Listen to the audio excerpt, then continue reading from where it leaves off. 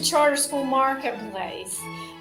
We're a program of 7 degrees. My name is Kim Norcross, and I'm your host.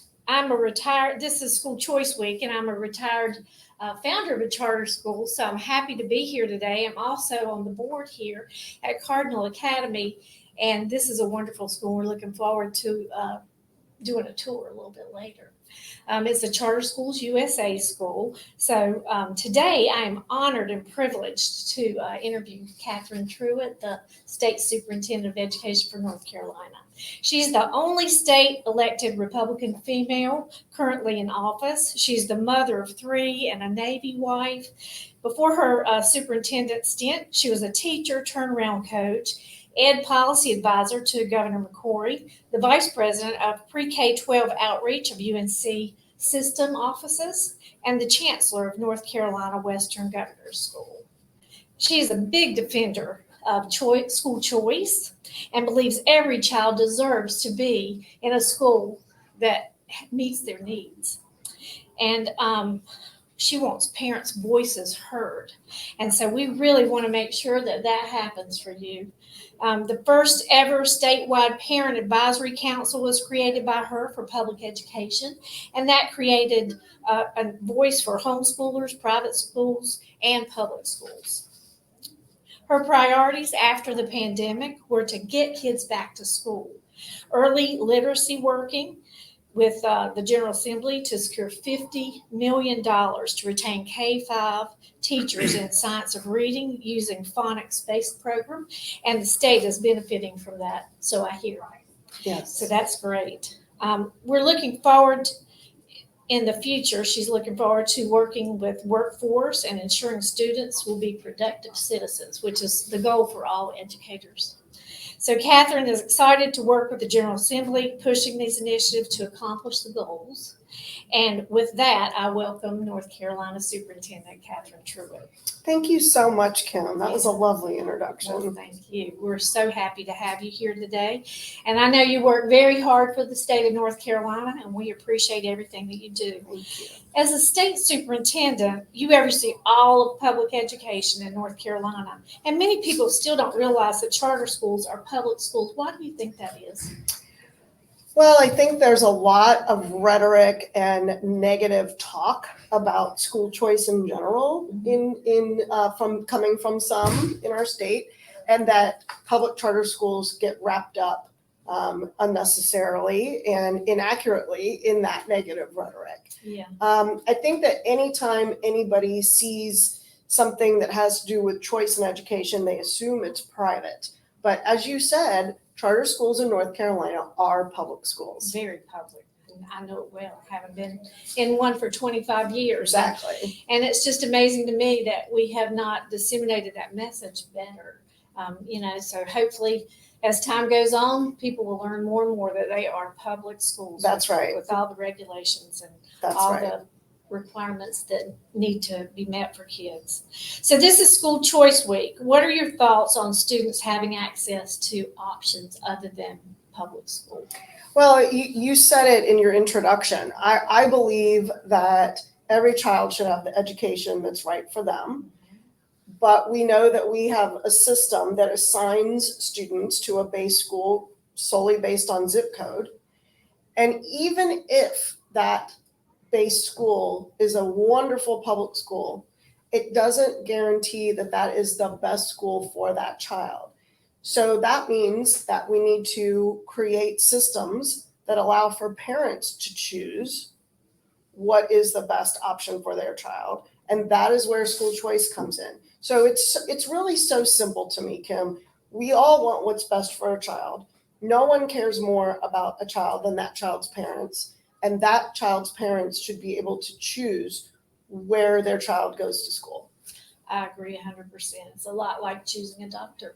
That's exactly right. We choose everything for our kids, a pharmacy, a doctor, a dentist, an after-school program. All of those things are choices for parents. But the idea, if you really stop and think about it, the idea that the system we have doesn't allow all parents to choose where they're going to go to school is just so antiquated to me. Yeah, it really is, especially, I guess, as time goes on, people need it more and more.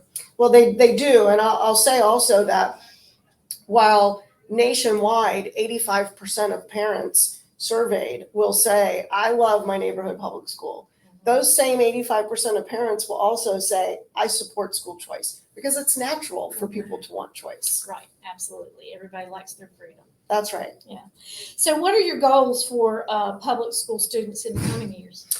So as you mentioned, we really have worked hard since April of 2021 to refocus the way that we teach our youngest readers to learn to read, so that it is aligned with what brain science tells us is how the brain learns to read, which is something we call the science of reading.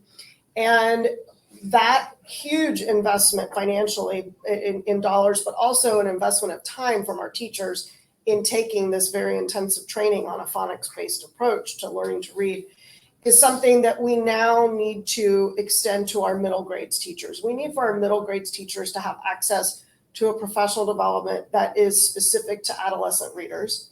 And we also need to start looking at math. So we know as a nation that our country ranks very much in the middle internationally when it comes to math scores. And that in North Carolina, about 67% of eighth graders are starting high school not proficient in math. So my team and I have some ideas about why that is, and we will be going to the legislature in the short session in the spring and asking for a statewide policy framework for math, much like we did for reading, that will include supports for teachers, supports for schools to choose high quality math curricula. And we feel confident that this is going to put us on the right track to improve our math scores. I 100% agree. Math is so important. It is. It really builds the foundation for so many things. And I think that kids don't understand how important it really is when they're in school. Yes. And I think we've normalized as a country that it's okay to not be good in math. Yeah, You know, it's not. you would never say as an adult, well, I'm not very good in reading.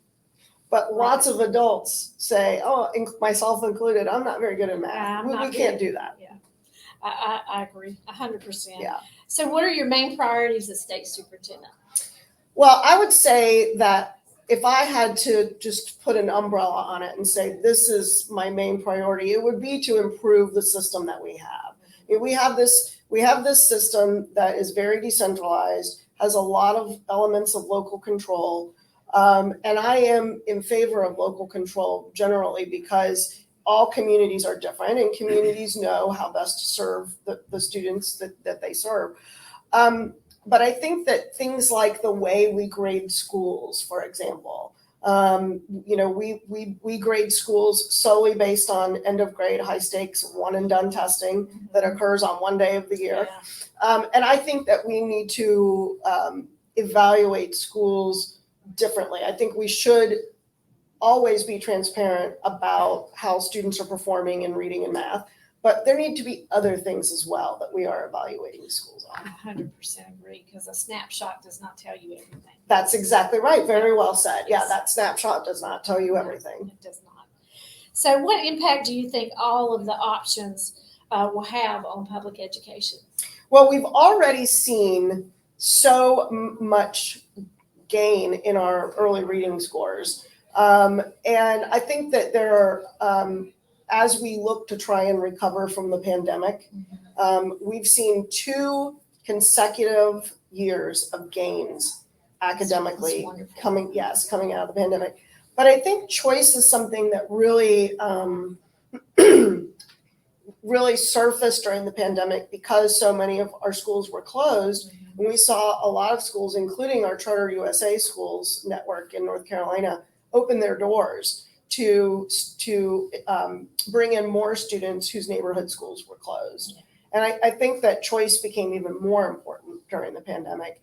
And right now, about 10% of students across the state attend public charter schools. And I think that we're going to see that number continue to grow. Yeah, I think so too. I think that choice is so important.